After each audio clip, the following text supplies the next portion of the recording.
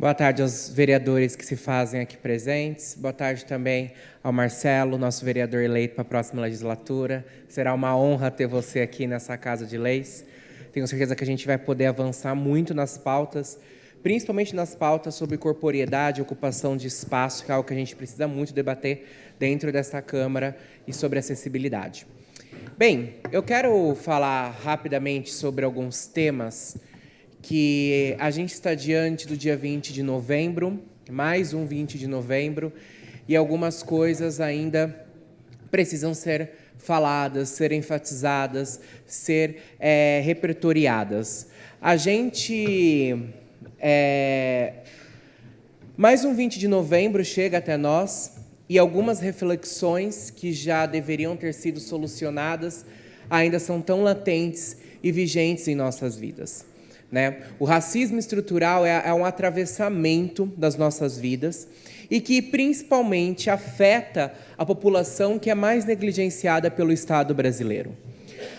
A gente, infelizmente, começa a falar e repercutir sobre as vidas pretas, traçando apenas como estatísticas, esquecendo que aquelas vidas têm histórias, têm famílias, têm repercussão e têm sonhos, Transformamos apenas em tantos números. Tantas pessoas negras foram mortas, tantas pessoas sofreram abuso policial, tantas pessoas sofreram com racismo estrutural, só que a gente, de fato, perdeu o que tange a humanidade para entender o que está por trás desse mecanismo que é o racismo estrutural.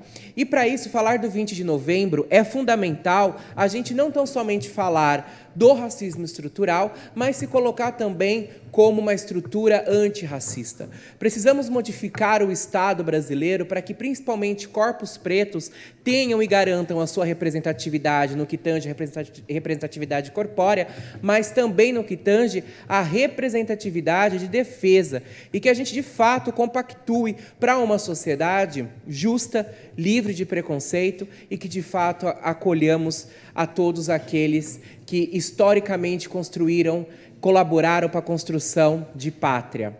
Quero também trazer mais duas datas que celebramos amanhã.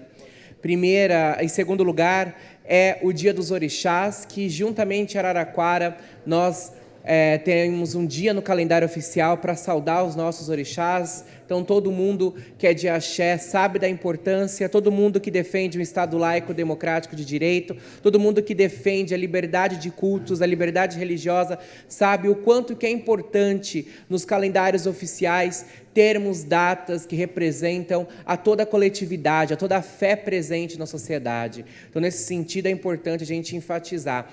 E também amanhã é o Dia Internacional da Memória da Pessoa Trans. Como eu falei no que tange ao racismo estrutural, precisamos falar também sobre as mortes de pessoas trans. Amanhã é um dia para a gente enfatizar o número de pessoas trans.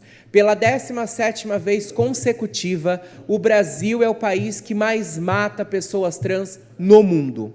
E eu, enquanto uma pessoa trans, uma parlamentar travesti, eu preciso compartilhar com os meus pares, inclusive, o quanto que a gente fala sobre isso, só que poucos estão, de fato, escutando a gente, sobre os números altíssimos de transfeminicídio e, principalmente, sobre a agressividade, sobre a forma como que é brutalmente espancado e mortos esses corpos.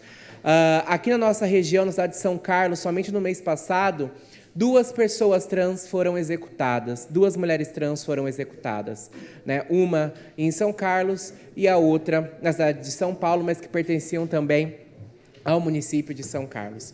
Eu gostaria, de fato, de estar ocupando esse espaço que eu tenho enquanto parlamentar para estar falando de várias problemáticas, mas se não sou eu subir aqui para fazer e compactuar com as denúncias do transfeminicídio, com a morte de pessoas trans, nenhuma outra pessoa vai fazer. Infelizmente, muitos tentam me resumir que a Filipa só fala de pessoas trans, só fala de pessoas LGBTs, mas, além de ser uma inverdade, fica o questionamento. Se não é a Filipa a ocupar esse espaço do parlamento para fazer essa defesa, quem que vai ocupar?